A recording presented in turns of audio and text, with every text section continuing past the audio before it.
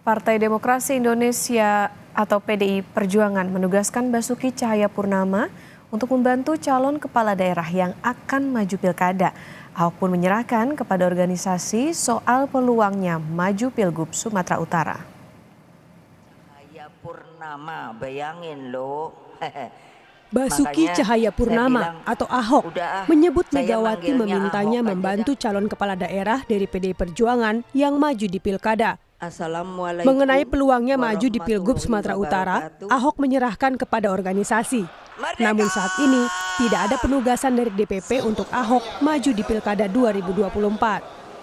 Saya pikir itu sih teman-teman sana ya yang ngomong ya. Ya saya sih terima kasih sih mereka percayakan gitu.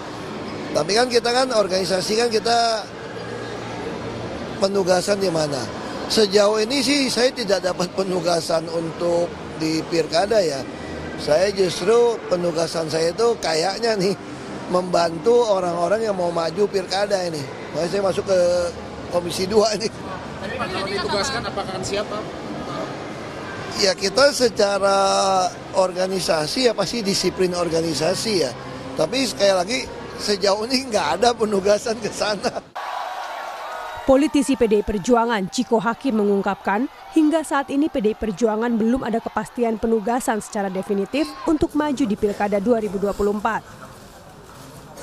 Belum ada kepastian dari PDI Perjuangan untuk bukan hanya Pak Ahok tapi juga untuk calon-calon kepala daerah yang lain atau bakal calon kepala daerah yang sudah mendaftar baik itu dari luar maupun dari internal. Kami belum memberikan penugasan yang definitif bagi siapapun untuk maju di 545 pilkada seluruh Indonesia. Jadi pada prinsipnya kalau kita bicara soal PDI Perjuangan tentunya kita tahu bahwa kader-kader di PDI Perjuangan itu tegak lurus dengan aturan-aturan organisasi.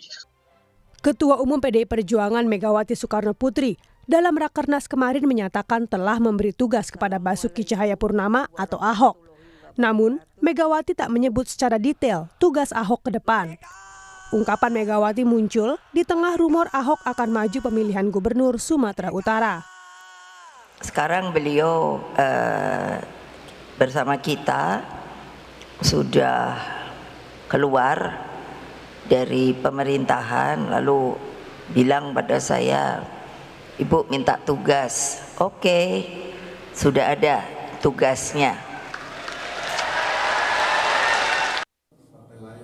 Diketahui sebelumnya, menantu Jokowi yang juga kader baru Partai Gerindra, Bobi Nasution, digadang-gadang akan maju di Pilgub Sumatera Utara. Yang diinfokan ke kami, yang diinformasikan kepada kami yang namanya sudah diberikan surat tugas, pas ditanyakan kemarin, ini perlu daftar lagi nggak usah, karena sudah mendapat surat tugas. Menurut Ketua DPD Gerindra Sumatera Utara, di Pilgub 2024 Sumatera Utara, Bobi Nasution akan menjadi prioritas Gerindra untuk maju di Pilkada 2024. Ya, kami ada keputusan Rakornas 7 Mei yang lalu, itu memprioritaskan kader internal untuk maju di pemilu kada serentak ini. Lalu Bobi memang sejak awal ada di radar kami untuk menjadi seorang calon potensial gitu ya. Dan memang sejak beliau dulu kita usung bersama PDIP dan beberapa partai lain sebetulnya di Wali Kota Medan, komunikasi kita dengan Pak Bobi ini sangat intensif gitu ya. Dan beliau sangat aktif untuk hadir di setiap acara-acara Gerindra. Nah, minggu lalu beliau kemudian mendaftar lebih awal dulu sebagai kader, lalu kemudian lanjut mendaftar sebagai bakal calon gubernur Sumatera Utara melalui Gerindra sebagai kader sudah, sehingga sebetulnya itu sudah sebuah kendala sebagai kader itu sudah terjawab dan beliau menjadi salah satu calon potensial untuk kami usung nanti di Pilgubsu. Tentu nanti keputusan final adalah berada di Ketua Umum.